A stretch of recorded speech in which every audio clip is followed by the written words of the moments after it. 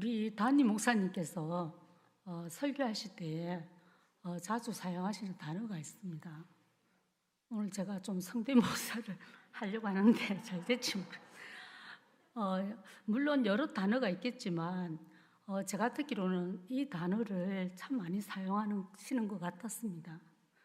혹시 무엇인지 짐작되는 단어가 있으신가요? 네. 제 귀에 들리는 담임 목사님께서 자주 사용하시는 단어는 가만히입니다. 여러분, 가만히 성경을 보면요,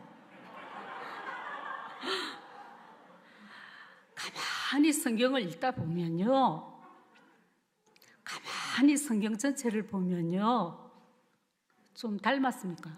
전혀 아닙니까? 예, 라고 가만히 단어를 자주 사용하십니다. 오늘 제가 담임 목사님께서 자주 사용하시는 이 가만히 단어를 제가 좀 빌려서 오늘 사용하려고 합니다. 이 가만히, 오늘 말씀 제목에도 가만히 있잖아요.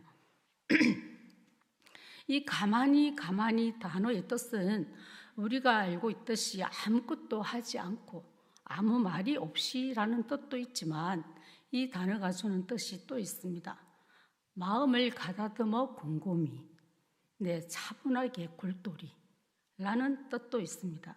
우리가 가만히 마음을 가다듬고 곰곰이, 차분하게 굴돌이, 성경을 끝까지 보게 되면 성경의 결론이자 성경의 끝인, 그리고 성경의 마지막인 오메가는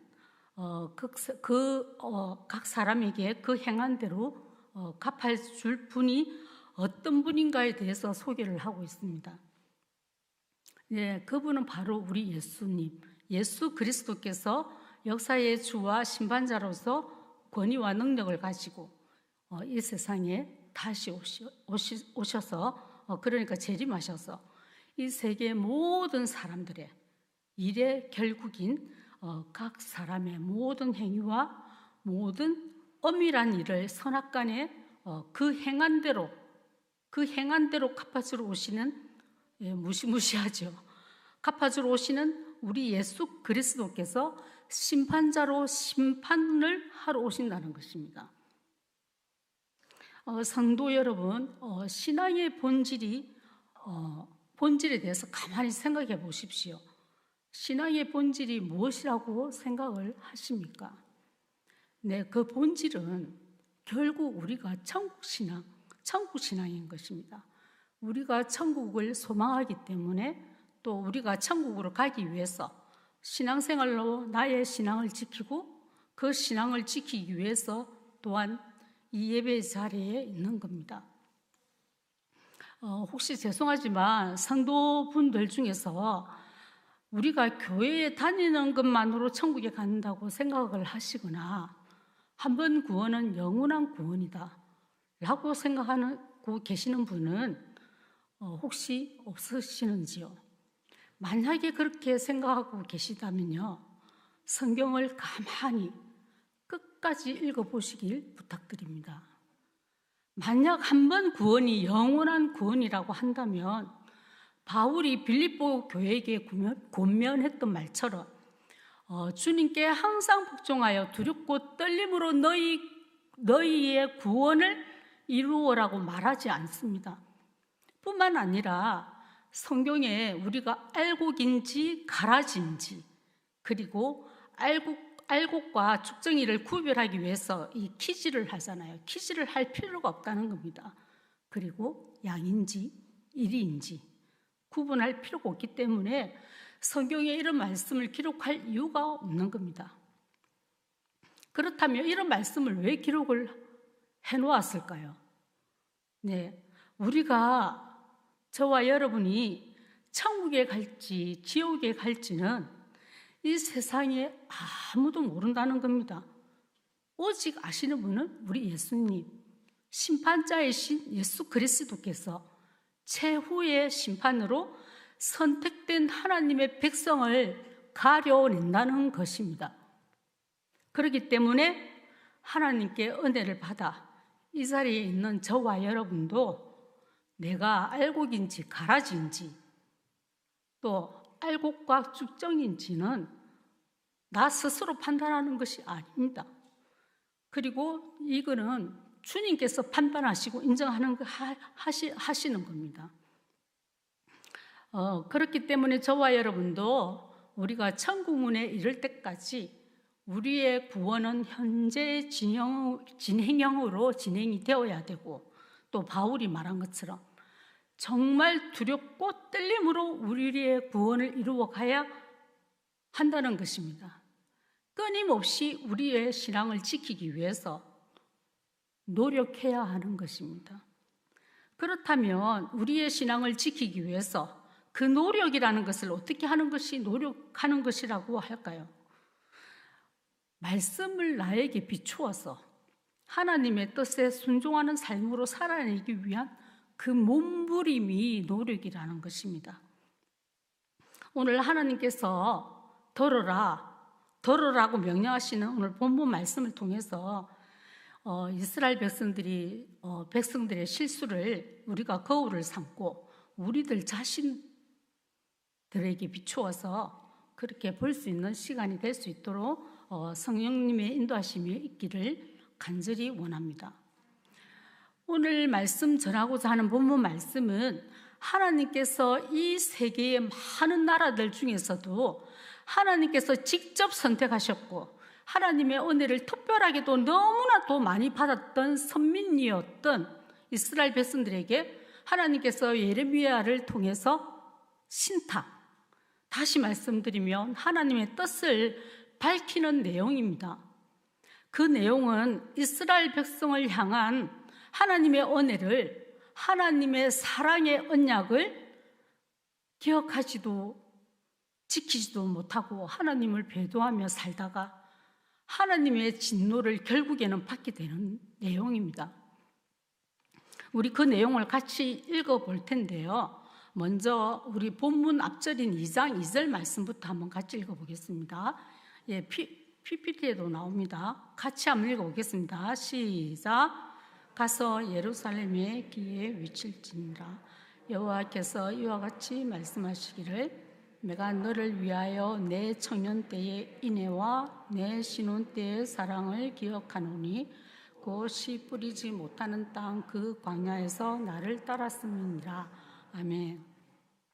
네, 이 구절 말씀은 이스라엘 백성이 청년 때의 인애와 또 신혼 때의 사랑처럼 하나님의 은혜를, 하나님의 그 크신 사랑을 받았었고 이스라엘 백성 또한 그 사랑의 언약에 순종하며 살아왔었다고 광야 시절 때의 그 과거를 말을 하고 있습니다. 현재가 아니라 그 과거를 말을 하고 있습니다. 그렇다면 현재는 어떻다는 말입니까? 그렇지 않다는 말이겠죠. 이스라엘 백성들이 이제 먹고 살만하니 그 은혜를 기억하지도 않고 또 그 사랑의 언약을 지키지도 않았고 하나님을 떠나는, 하나님을 멀리하며 죄를 짓는 그 이스라엘 백성들을 하나님께서 바라보고 계시는 겁니다. 그리고 안타까워하는 심정으로 하나님께서 그 이스라엘 백성들이 옛날 그 힘들 때에 그 광야 시절에 순종했던 것, 그리고 이렇게 하나님께 순종하며 살아왔던 그 이스라엘 백성들을 지금 하나님께서 기억하시고 지나간 과거를 회상하고 계시는 겁니다. 그리고 하나님께서는 하나님의 거룩한 백성들이 하나님의 은혜에 머물지 않고 하나님의 사랑의 법인 언약을 떠나고 마음대로 살아간 이스라엘 백성들의 죄에 대해서 말씀하시고 그 죄에 대해서 예레미야를 통해서 하나님의 뜻을 지금 보이시겠다고 하시는 겁니다. 우리 하나님의 뜻이 무엇인지 이스라엘 백성들의 죄를 지적하시고 그리고 그 하나님의 그 뜻이 무엇인지 오늘 그 내용을 지금 또 같이 읽어보겠습니다. 9절 말씀입니다. 같이 읽어보겠습니다. 읽겠습니다. 그러므로 내가 다시 싸우고 너희 자손들과도 싸우리라. 여호와의 말씀이니라. 아멘. 네, 하나님께서는 이렇게 이스라엘 백성들의 죄에 대해서 지적하시고 하나님의 진노로 심판을 내릴 수밖에 없다라고 예레미야를 통해서 신탁, 하나님의 뜻을 전하고 계시는 겁니다. 하나님께서는 이스라엘 백성들에게 지금 너희가 타락하고 죄악 가운데 근한 원인이 있다라고 말씀하고 있습니다. 우리 그 원인을 먼저 본문에서 한번 찾아서 읽어보겠습니다. 5절입니다. 우리 같이 한번 읽어보겠습니다. 시작. 나 여호와가 이와 같이 말하노라. 너희 조상들이 내게서 무슨 불의함을 보았기에 나를 멀리하고 가서 헛된 것을 따라 헛되이 행하였느냐. 아멘. 네, 오늘 말씀에서 이스라엘 백성들이 지금 타락하고 죄악 가운데 거한 원인이 지금 무엇이라고 지적하고 있나요? 바로 하나님을 멀리한 것 때문이라고 지금 말씀하고 있습니다. 그리고 헛된 것을 따라서 헛되이 행했다고 합니다. 이스라엘 백성들은 공허한 그러니까 헛된 것이죠. 그리고 무가치한 목적과 또 무익한 것을 위해 세상을 쫓아 하나님을 멀리했던 겁니다. 성도 여러분, 우리가 우리의 신앙이 타락하게 되는 그 배경을 가만히 한번 생각을 해보십시오. 제 과거를 이야기하면 안 되는데 자꾸 해지네요. 저도 경험해 보니까 하나님과 멀어지니까 세상과 가까워지더라고요. 이 배경이 우리가 하나님을 멀리하게 되면요, 어떻게 되느냐면 누구를 막론하고 목사님만 그랬겠지는 우리는 안 그렇다고 이렇게 자신하십니까? 누구를 막론하고 한결같이 세상을 가까이 한다는 것입니다. 그게 원인이 된다는 겁니다. 하나님을 멀리하면 세상과 가까이 하게 된다는 겁니다. 야고보서 4장 4절 말씀에는 이렇게 말씀을 하고 있습니다. 세상과 벗하는 것이 하나님과 동지는 일이고 세상과 친구가 되려는 사람은 하나님과 원수가 되는 것이라고 말씀하고 있습니다. 우리는 이 말씀이 나와 무슨 상관이 있느냐고 생각할 수도 있습니다. 나는 세상과 벗하지 않는다고 또 자신하실 수도 있습니다. 하지만 이 야고보서는요, 세상 사람들에게 보내는 메시지가 아닙니다. 모든 그리스도인들에게, 이미 믿음을 가진 사람들에게, 바로 저와 여러분들에게 행함으로 너희들이 행함으로 그 믿음을 증명해 보아라, 이렇게 강하게 촉구하는 책입니다. 야고보는 우리의 믿음이 저 공허한 헛된 것에 세상의 생각들로 형식화되어 버렸고, 이 세상의 생각들로 형식화되어 버린 이 그리스도인들의 신앙의 모습 또한 하나님을 멀리하는 것이라고 지금 말씀하고 있는 겁니다. 우리는 이 말씀 앞에서 가만히 나 자신을 말씀에 비추어서 나의 모습을 바라볼 수 있는 성령님의 인도하심이 간절히 있기를 원합니다. 우리가 꼭 듣고 알아야 할 것은 이 세상의 생각들로 형식화되어 버린 나의 생각이나 또 세상에 있는 것이나 또 세상 것을 사랑하고 쫓아가며 그것을 누리고 사는 것이 옳은 것이고 또한 복이라고 생각하면 큰 착각이라는 것입니다. 그 착각을 하고 있다는 것을, 그 이유를 성경 요한일서에 나와 있습니다. 우리 같이 한번 읽어볼 겁니다. 요한일서 2장 15절에서 17절 말씀인데 우리 같이 한번 읽어보겠습니다. 시작. 이 세상이나 세상에 있는 것들을 사랑하지 말라. 누구든지 세상을 사랑하면 아버지의 사랑이 그 안에 있지 아니하니 이는 세상에 있는 모든 것이 육신의 정욕과 안목의 정욕과 이생의 사랑이니 다 아버지께로부터 온 것이 아니고 세상으로부터 온 것이라. 이 세상도 그 정욕도 지나가되 오직 하나님의 뜻을 행하는 자는 영원히 거하리라. 아멘. 내 세상에 있는 모든 것이 육신의 정욕이고 안목의 정욕이고 이생의 자랑거리라고 이야기합니다. 우리가 세속적인 욕망을 가지고 있으면 하나님을 지금 따라 사는 것 같아도 실상은 세상을 따라가는 것이고 세상과 벗하는 것이 되는 것입니다. 그리고 이런 욕망들은 땅 위의 것이고 지금 어디에서부터 온 것이라고 성경에서 말씀하고 있는 건가요? 네, 말씀에 나와 있습니다. 마귀, 귀신으로부터 온 것이라고 이야기하고 있습니다. 그렇다면 우리는 이 말씀을 가만히 들으면서 우리는 어떻게 행동해야 할까요? 네, 하나님을 멀리하지 말아야 합니다. 하나님을 멀리하지 않는다는 것은 곧 하나님을 가까이 하라는 말씀이 됩니다. 시편에 나오는 아삽의 시가 있습니다. 이 아삽의 시에는 하나님을 가까이 하는 것이 내게 복이라고 말을 하고 있습니다. 아삽이 하나님과 가까이 하겠다고 이 한 고백에는 하나님께 늘 기도하는 마음으로 하나님께 교제함으로써 하나님 곁에 머무는 것이 복을 받는 것이라고 말씀하십니다. 그런데 하나님을 가까이 하지 않는 사람은 너무 바쁩니다. 내가 너무 바빠서 예배도, 기도도, 말씀도, 셀 모임도, 말씀 묵상도 그럴 수밖에 없어요. 바빠요.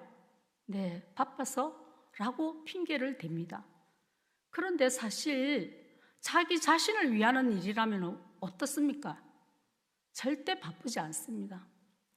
그리고 자신을 위해서는 내가 너무 바빠요라는 말을 하지 않는다는 겁니다.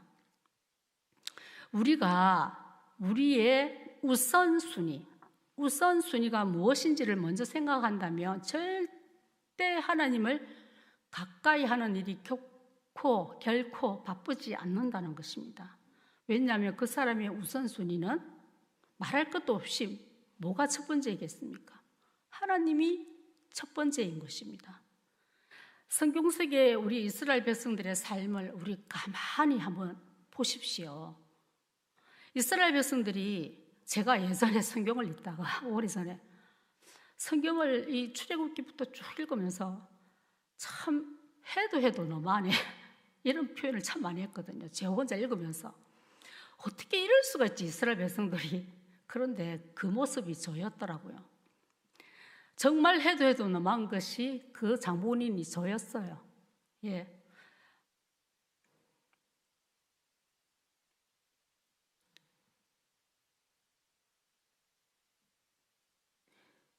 이스라엘 백성들이 하나님을 가까이 할 때는 하나님께서 지키시고 보호하시고 또 함께 하셨고 뿐만 아니라 어떻게 됐습니까? 태평성대와 보장된 축복의 삶이었습니다.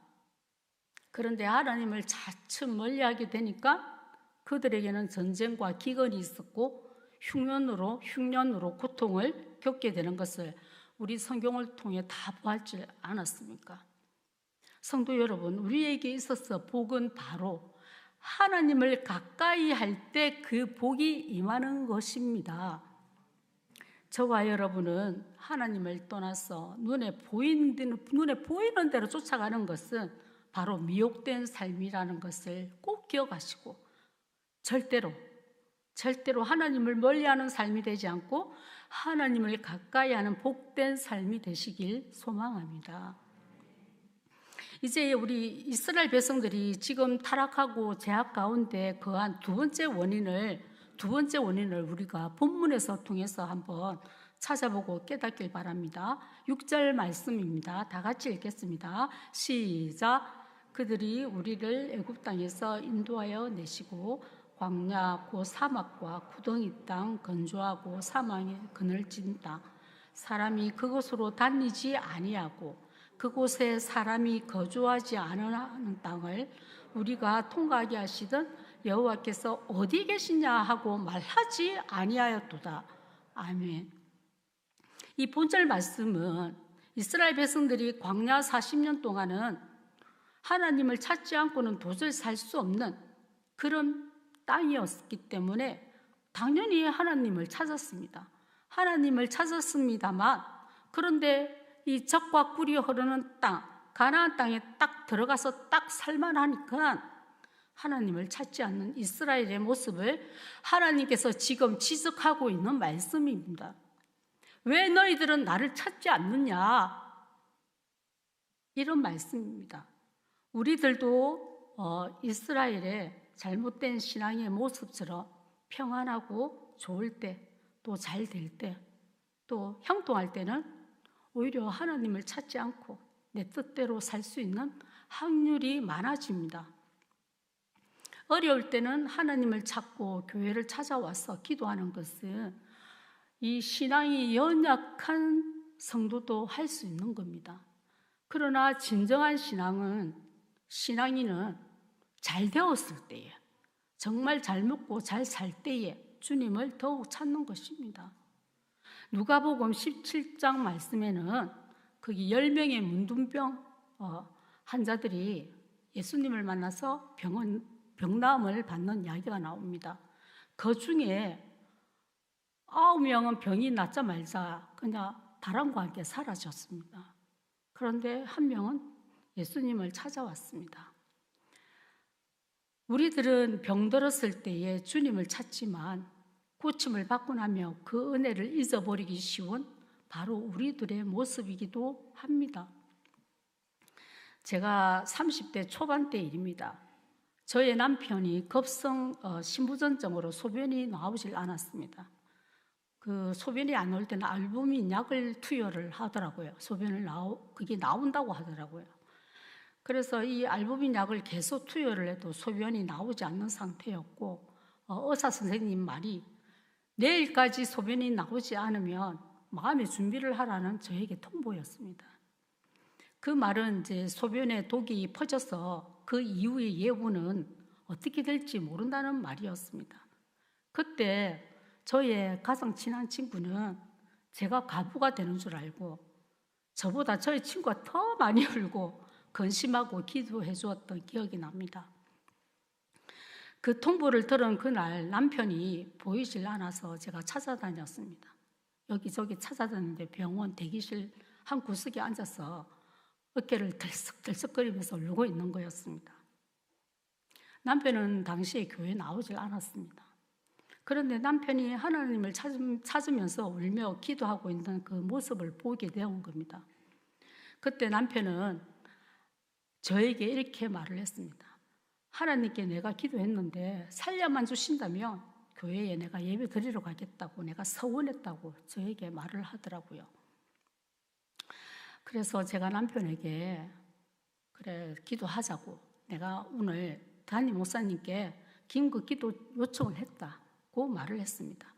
그리고 이 일을 놓고 온 교인이 정말 내일같이 새벽 기도에 기도를 하면서 해주셨다고 목사님이 저에게 말을 하시더라고요.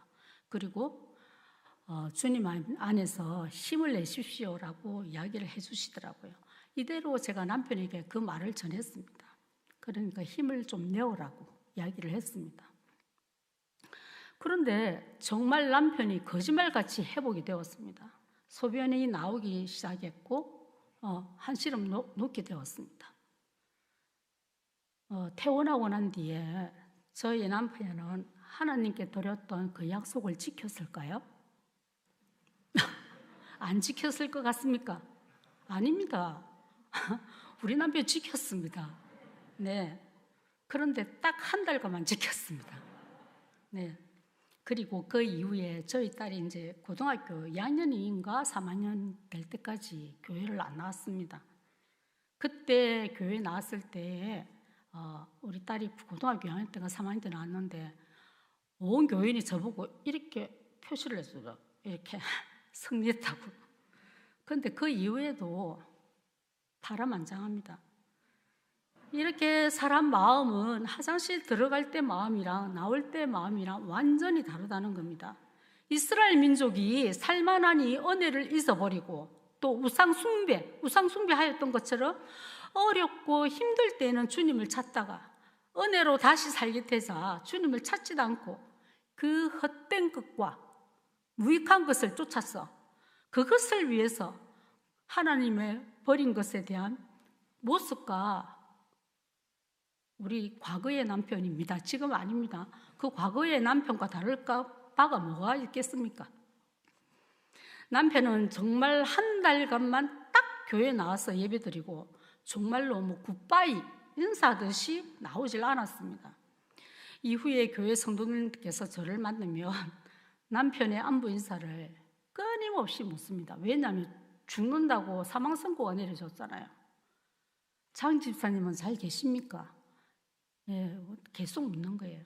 그래서 하루는 제가 이렇게 대답했습니다. 하나님을 떠난 사람이 잘 있을 리가 있겠습니까?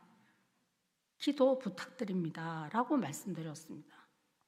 그렇다면 지금 저의 대답은 어떨까요? 아유, 너무 잘했습니다. 지금 하나님께 예배도 잘 드리고 저하고 싸워도 하나님께 예배 드리러 나옵니다. 그렇게 하나님께 가까이 하려고 하는 노력하는 그 모습이 정말 멋지더라고요. 예, 멋집니다. 그리고 저의 가정도 행복합니다. 라고 대답했습니다. 그렇습니다. 우리가 과연 주님을 찾지 않고 의지하지 않는 것이 행복한 삶으로 유지될까요? 주님을 찾지 않고 의지하지 않는다면 그 행복을 잃게 되는 것은 시간 문제입니다. 예, 이제 마지막으로 이스라엘 백성들이 지금 타락하고 죄악 가운데 거한 세 번째 원인을 본문을 통해서 찾아보겠습니다. 7절 말씀입니다. 우리 다 같이 읽겠습니다. 시작. 내가 너희를 기름진 땅에 인도하여 그것의 열매와 그것의 아름다운 것을 먹게 하였거늘 너희가 이리로 들어왔으는 내 땅을 더럽히고 내 기업을 역겨운 것으로 만들었으며 아멘. 이 말씀은 하나님께서 이스라엘을 첫 열매로 삼으셨고 또 이스라엘 백성들을 광야에서 지키시고 보호하여 가나안까지 인도하여 가나안의 기업을 누릴 축복을 주셨습니다. 그렇게 축복을 주시고 살게 하였더니 이 이스라엘 백성들이 그 땅에 들어가서 더럽히고 하나님께서 너무나도 싫어하시는 그 가정이 여기시고 역겹게 생각하시는 우상 숭배를 한 모습을 지금 지적하고 있는 겁니다. 결국 이스라엘 민족은 어떻습니까? 이 가나안 땅에 들어가서 그 하나님 나라의 기업이 아닌 우상을 숭배해서 어떻게 되었습니까? 두 나라가 다 멸망하게 되었습니다. 어느 날 우리에게 적용한다면 이 광야 생활과 같은 우리 교회 생활을 통해서 이 신앙의 본질인 우리 신앙의 본질이 뭡니까? 천국 신앙이잖아요. 결국은 천국 가기 위해서 우리가 믿음 생활을 하는 거잖아요. 그 천국 신앙을 소유하게 하려고 하나님께서 인도하시고 보호하시고 축복하셨는데 우리는 그것을 잊어버리는 겁니다. 잊어버리고 우리가 받은 그 축복에만 안주하고 그 축복을 지키기 위해서 하나님보다도 더 귀하게 여기고 더 소중하게 여기는 모습이 있는지를 오늘 저와 여러분들 우리 꼭 점검해 보실 수 있는 시간을 갖기를 원합니다. 우리에게서 꼭 점검해야 할 것은 우리의 축복이 우상이 되지 않아야 한다는 겁니다. 물질이나 자녀나 그리고 명예나 권세나 모든 소유를 하나님보다도 우선하고 사랑하고 귀히 여기는 것은 모두 우상인 것입니다. 우리가 절에 가서 절을 해야 우상을 섬기는 그거 말고도 이것도 우상이 되는 겁니다. 그것이 사람이건 물건이건 육적이건 영적이건 모두 우상이 되는 겁니다. 우리가 가진 것과 모든 것이 진정한 축복이 되려면 오직 하나님만을 우선하며 그것을 허락하신 하나님의 은혜를 잊지 않고 우리는 더 하나님을 향한 삶이 되어야 한다는 겁니다. 이스라엘 민족이 받은 기업인 가나안은 장차 우리가 받을 기업인 천국의 모형인 것입니다. 우리가 천국을 기업으로 받은 하나님의 백성들이 그 은혜와 축복을 잊어버리고 이 세상의 것을 복이라 생각을 하고 붙잡으려고 또 주님을 버리는 어리석은 모습이 되지 않아야 합니다. 오늘은 우리 아까 특송 부르신 분들 우리 그거 들었는데 또 까먹었습니다. 예, 가정 창녀 맞죠? 예. 그런데 오늘은 5월 가정의 달인 마지막 한 주를 앞두고 있습니다. 오늘 본문 4절 말씀에 여호와께서 예레미야를 통해서 야곱의 집과 또 이스라엘의 집과 모든 조속들에게 들으라고 이 외치는 여호와의 말씀을 저와 여러분의 집과 또 저와 여러분의 가족들에게도 주시는 말씀임을 우리가 알고 이 예레미야처럼 우리 그 가족들에게 그 예레미야가 이스라엘 기에 외쳤던 것처럼 우리도 가서 외쳐봅시다. 예, 그렇게 우리가 그렇게 되기를 간절히 원합니다. 그리고 또한 여호와의 말씀을 들어라. 이 들으라는 듣는 데만 그치는 게 아닙니다. 잘 아시잖아요. 순종으로 행동하라는 의미입니다. 저와 여러분의 집과 저와 여러분의 가족들이 하나님의 말씀을 듣고 순종함으로 우리의 가정이 오직 예수님만 섬기는 그 가정이 되며 또 그리고 주님의 은혜 안에 머물며 그리고 늘 주님을 찾고 구하며 그런 가정들이 꼭 되길 소망합니다. 예, 뿐만 아니라 그런 천국 가정을 늘 지켜가는 우리 복된 가정이 될 수 있도록 주님의 이름으로 축원합니다. 예, 이제 말씀을 맺겠습니다. 호수 위에 유유히 이렇게 고상하게 좀 저하고는 좀 동떨어진 이야기인데요. 도도하게 떠 있는 그 백조를 보신 적 있으십니까? 저는 그 아주 옛날 어린이 대공원에서 본 적이 있거든요. 백조는 그 호수의 여왕처럼 정말 자태를 뽐내며 고요하게 아주 고상하게 떠 있는 것처럼 보입니다만, 사실 호수 밑에 숨겨져 있는 이 백조의 발은 수없는 발기질을 하고 있다고 합니다. 우리의 신앙도 백조처럼 그 숨겨진 발기질의 노력으로 천국 가는 그날까지 우리 열심히 발기질하며 구원을 이루어 갈 수 있는 저와 여러분의 집과 가정이 되시길 주님의 이름으로 축원합니다. 아멘.